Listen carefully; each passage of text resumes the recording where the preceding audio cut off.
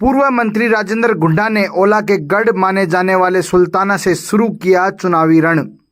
पूर्व मंत्री राजेंद्र गुड्डा ने ओला के गढ़ माने जाने वाले सुल्ताना से चुनावी रण की शुरुआत की है।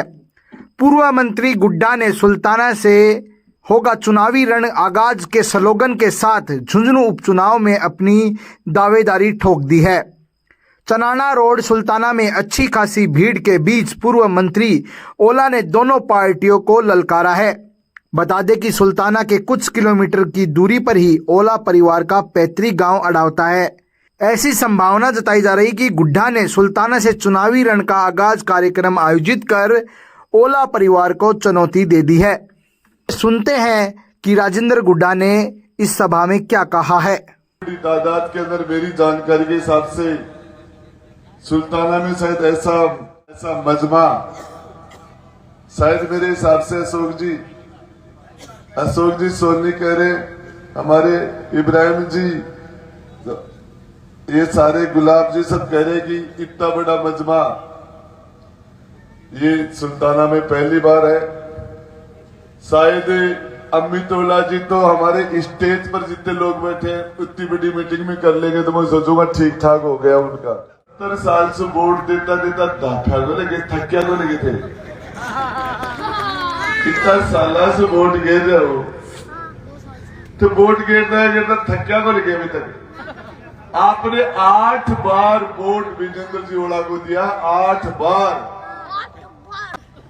एक बार आपने उनकी धर्मपत्नी राजबाला जी को वोट दिया, 13 बार आपने शीशराम जी ओला को वोट दिया।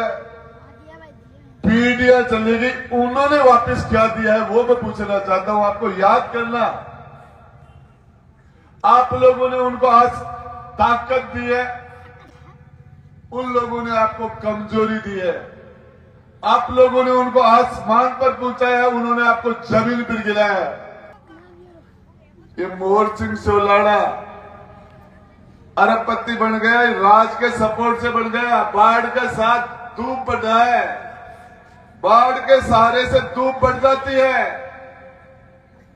यहां तो जो धूप बढ़ी वह ठाडा की बढ़ी है, गरीबों की धूप तो ही जखी होती। हद तो तब हो गई तो अमित ओला आ रहा है, आ गया। अमित ओला के भी बेटा है। तुम थके या नहीं, तुम थक जाओ, वो नहीं थकेंगे। अमित ओला की क्या क्वालिटी है? सिर्फ एक क्वालिटी है, वो शीशराम ओला का पोता है, बस। शीशराम ओला का क्या, नहर की बातें करते करते दुनिया से चले गए, पानी की टूटी नहीं कूदा पाए।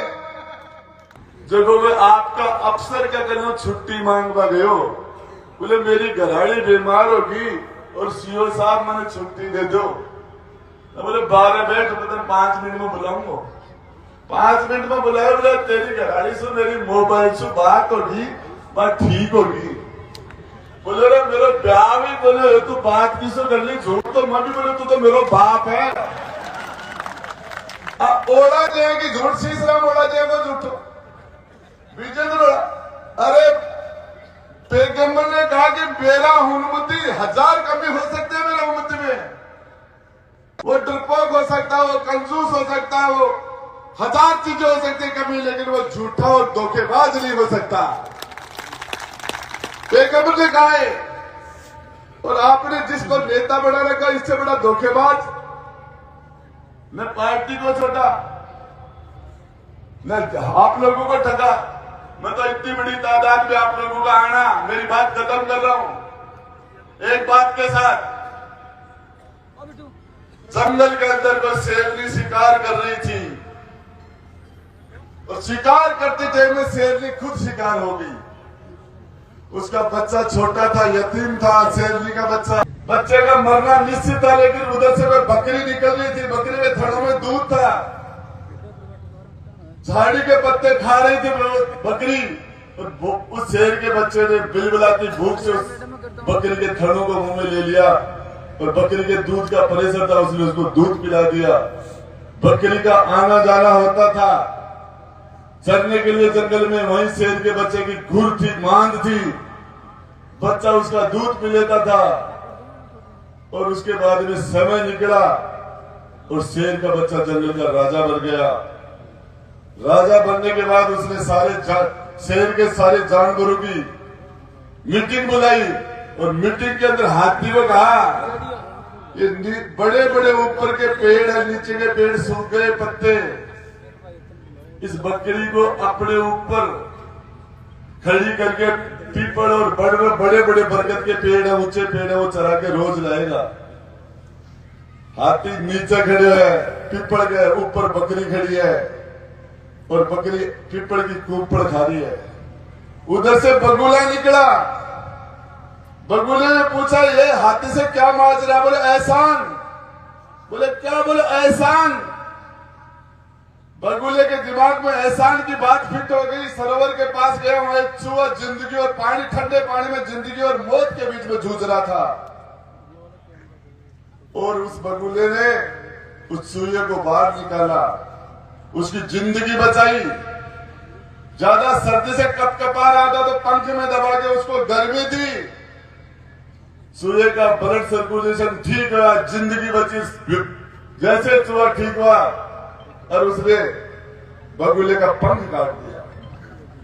पंख कटते ही बगुला जाके हाथी से पूछ रहा, बोले यही एहसान है क्या तेरा? बोले अरे साढ़े किसी चूहे पर किया होगा, किसी शेर पर करता, गलत जगह एहसान कर दिया आपने। एक बार राजेंद्र गुड्डा पर करके देखना, एक वोट का एहसान पूरी जिंदगी नहीं उतरता आदमी से। इन लोगों के एहसान का खांचा दिमाग में नहीं है। आपसे कहना चाह रहा हूं, दीपावली कल धनतेरस है, उसके एक दिन बाद में दीपावली आ जाएगी। सारे लोगों का दीपावली की तो एडवांस शुभकामना देता ही देता हूं, लेकिन उसके बाद में आपके पास 5 या 7 दिन बचेंगे। 11 तारीख को आप प्रचार बंद हो जाएगा। 13 तारीख को वोट पड़ जाएगा। मैं आपको बता रहा हूं 23 तारीख को वोट रिजल्ट आ जाएगा। इस सुल्ताना की धरती पर खड़ा होकर मेरे सभी बड़े और छोटे भाइयों से, मां जगदम्बा के समान बहनों से, अभी सभी को आपसे वादा करता हूं, किसी की मां ने दूध पिलाया तो 23 तारीख के बाद में किसी के साथ नाइंसाफी करके बता देना। किसी के साथ नाइंसाफी करके बता देना, किसी के साथ बदमाशी करके बता देना। नौकरी करना सिखा दूंगा इसको। इन लोगों को जनता की खिदमत करेंगे। राजस्थान की धरती पर किसी भी गरीब के साथ, किसी मजलूम के साथ नाइंसाफी होगी तो आपकी दी हुई ताकत से उस नाइंसाफी जिसके साथ होगी उसकी मदद करने में लगा दूंगा। राजस्थान की विधानसभा में खड़ा होकर सरकार के सामने और जहां कहीं भी किसी के साथ गलत होगा, सरकार से ईंट बजाने का काम करूंगा। लड़ने के लिए आया हूं, संघर्ष करने के लिए आया हूं और लोगों की मदद करने के लिए आया हूं। मत सताओ गरीब को, वो रोतेगा। पता चल गया भगवान को तो जड़ से खोदेगा। कबीरा हाय गरीब की कदे न निस्बर जाए, मरे बैल की चांद से लो बसप जाए। मैं उस घर में दीपक जलाने चला हूं जिसमें सदियों से अंधेरा है। सबसे कमजोर आदमी की सबसे ज्यादा मदद की जाएगी। हम पिता बदल देंगे, यहाँ की राजनीति को बदल देंगे, लेकिन इसके लिए आपको 13 तारीख तक पूरी ताकत लगानी पड़ेगी। आप सब लोगों का आना मुझे ताकत देना। धन्यवाद। जय हिंद, जय भारत।